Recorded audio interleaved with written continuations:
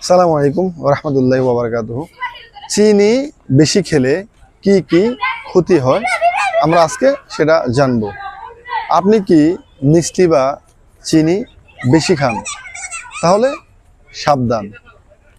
বিশ্ব স্বাস্থ্য সংস্থা WHO এর নির্দেশনা অনুযায়ী প্রতিদিন 25 গ্রামের কম চিনি বা প্রক্রিয়াজাতকরণ চিনি খেতে পারেন। চিনি খেলে কি কি ক্ষতি হয়?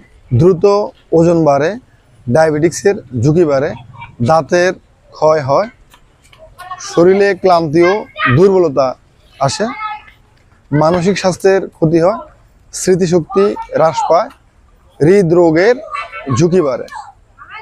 চিনি যদিও আপনাকে সাময়িকভাবে শক্তি প্রদান করে, কিন্তু দীর্ঘমেয়াদী চিনি আপনার ক্ষতি করে।